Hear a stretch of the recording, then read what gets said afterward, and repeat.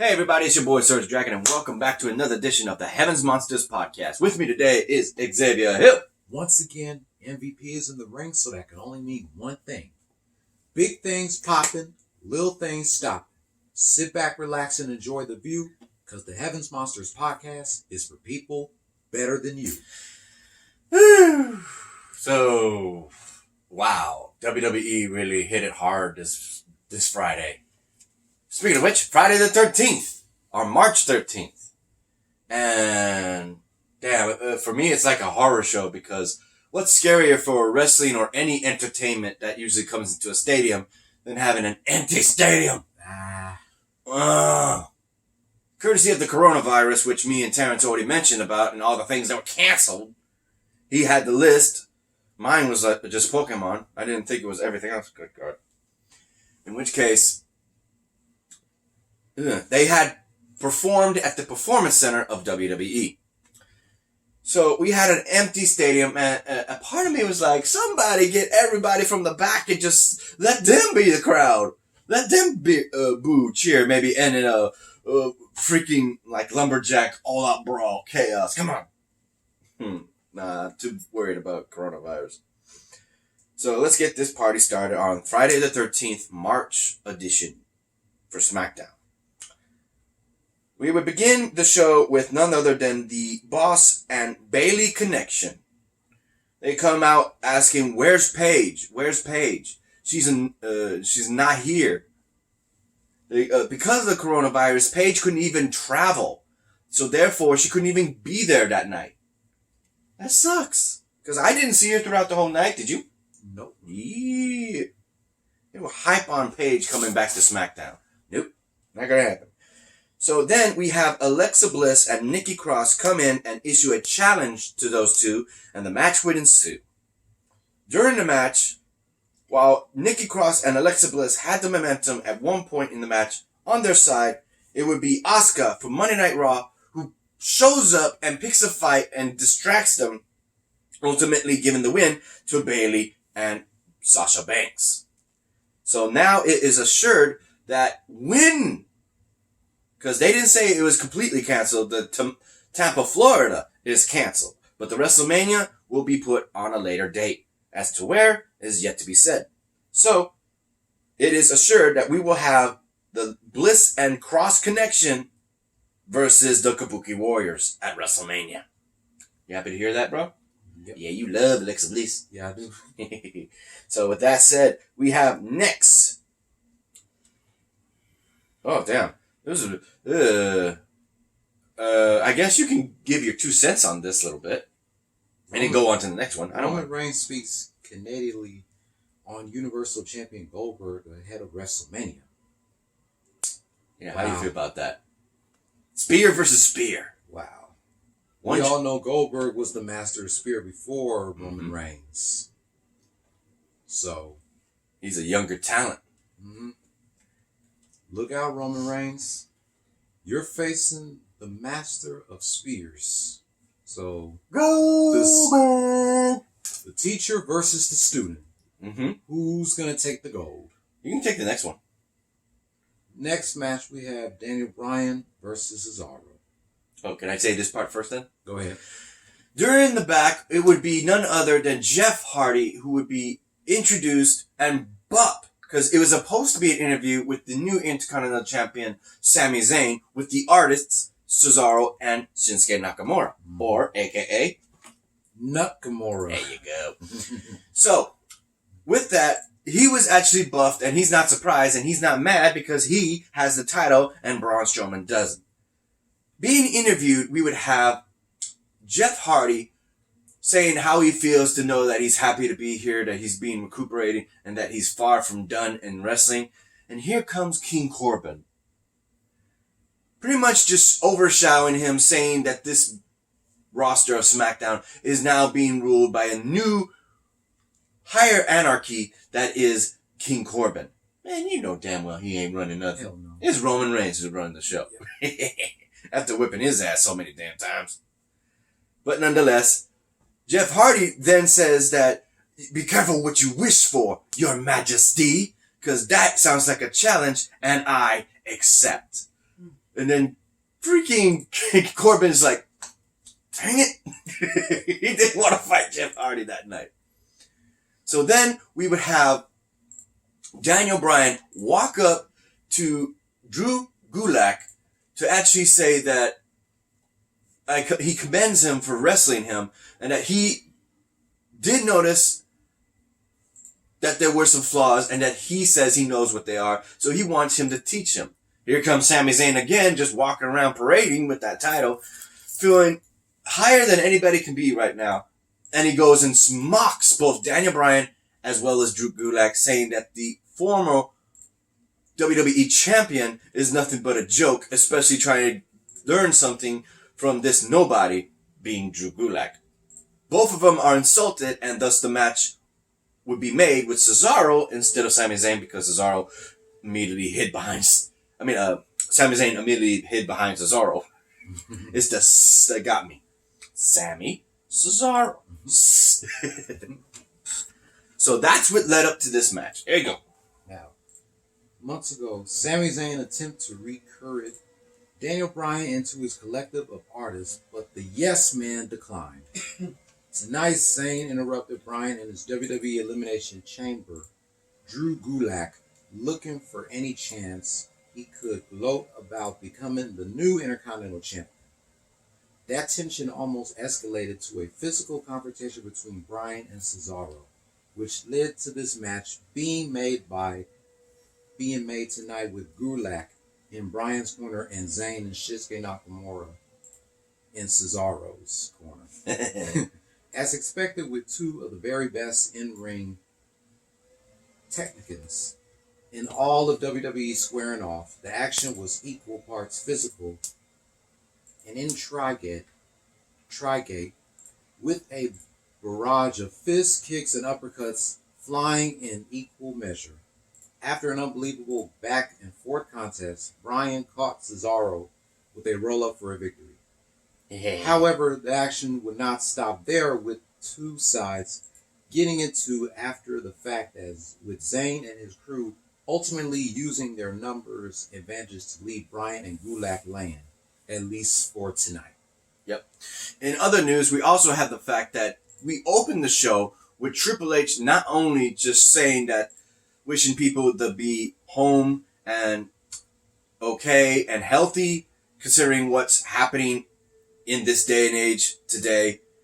He did not say the word coronavirus or virus in general or the illness. He just mentioned that. He was trying to be discreet and not mention it. And then he goes and sits on the commentator booth with good old Michael Cole. It's like the Attitude Era all over again, with just other commentary.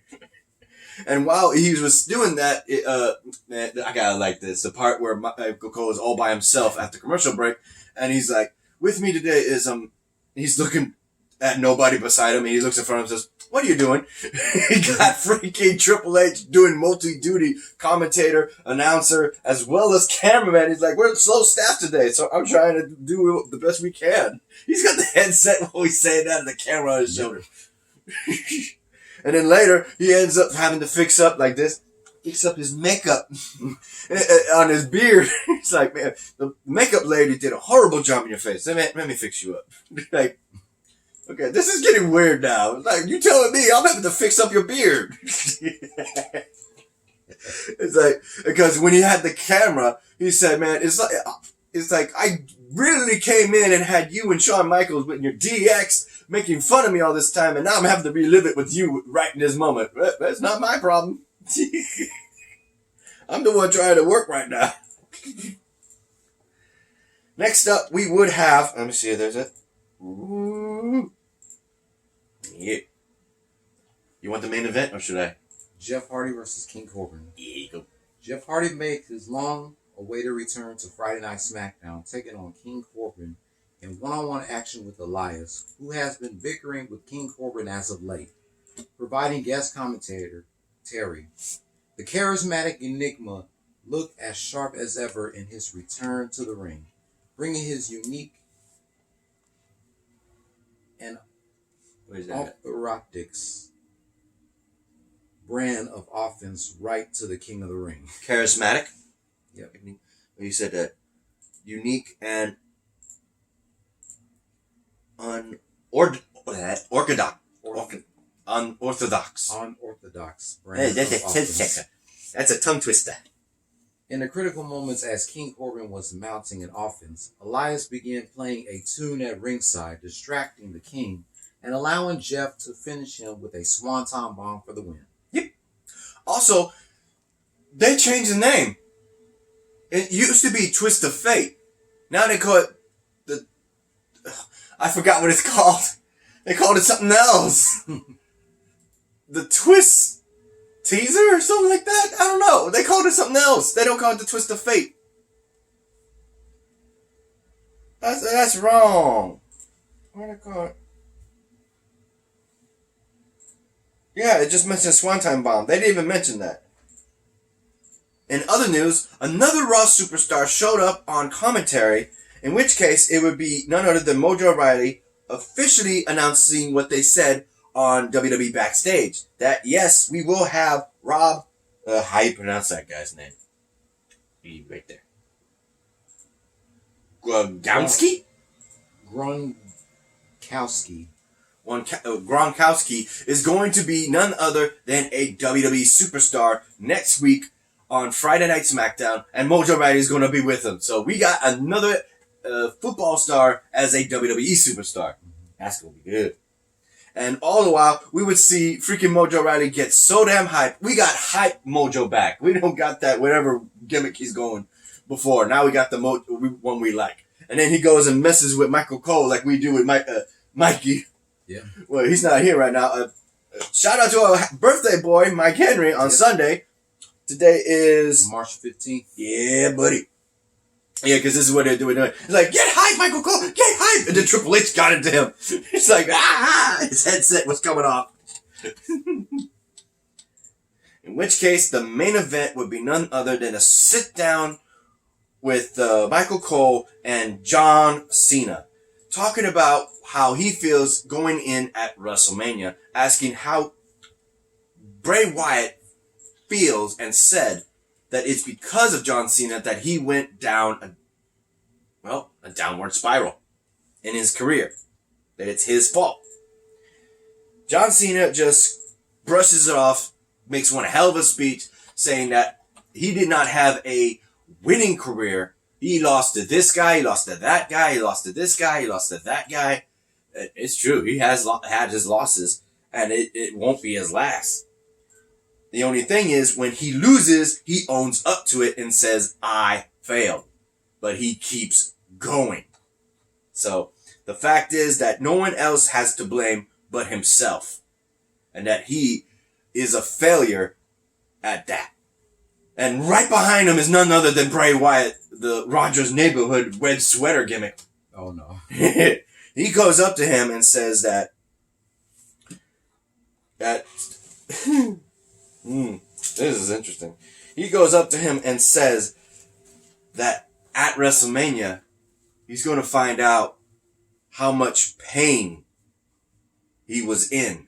And that pain is coming to get him in the form of his friend, The Fiend. Basically, to sum it up. Yep. You want to mention anything else that was here? That's all that is. That's all. You can mention it. Go ahead. John Cena arrived on Friday Night Smackdown as focused as ever, ready to respond to Bray Wyatt's anonymous message to him from within the Firefly Funhouse last week. Oh, it says ominous. Ominous. Cena's response was simple. He did not believe the Fiend Bray Wyatt was worthy of the position he was in, and was ready to end him completely when they clashed at WrestleMania. However, before Cena could share further thoughts about the challenge that awaits him against Wyatt at the show of shows, the 16-time world champion noticed that Wyatt had suddenly emerged in the front row. Wyatt attempted to prey on Cena's insecurities, referencing their troubling past from their WrestleMania match 6 years ago. He said that Cena was responsible for the Fiend Bray Wyatt's emergence and that he would absolutely slaughter Cena at WrestleMania 36. Wyatt then beckoned Cena to let him in as WrestleMania fast approaches. Yep, he does that. He says, "Let me in." He didn't do that ominous voice this time. He said, "Let me in." Because usually he does, "Let me in." No, not this time. He smiled at him. I don't know what it is, but everybody, I guess it's because the movie, everybody is doing the Rogers, was it Rogers and Mr. Neighborhood? Mm-hmm. How you pronounce it? Mr. Rogers' Neighborhood. Yeah, everybody, including DC, making gimmicks. So in this case, that would be it for SmackDown. That's it for SmackDown? Yep, go ahead, bro. So while he's looking up 205 Live, a shout out to all the members of the Heavens Monsters podcast. Myself, Xavier Hill, Birthday Boy, Mike Henry, and Andre Mitchell. A link to our 3 YouTube pages will be in the descriptions down below, as always. And a remaining shout out to Terrence, aka T-Money, Chris Petrie, Renee, Pharaoh, and Delvin. It was only one match, and again, it was a no people. It was an empty stadium. That's what you call it. An empty stadium, so what are you going to do? It's Friday the 13th. Yeah. And the coronavirus is running around. Everybody's scared. So it would be none other than the match that would be held in an empty stadium with the regular commentary of 205 Live going in with the 205 Live team versus the NXT team in a 10-man elimination rules.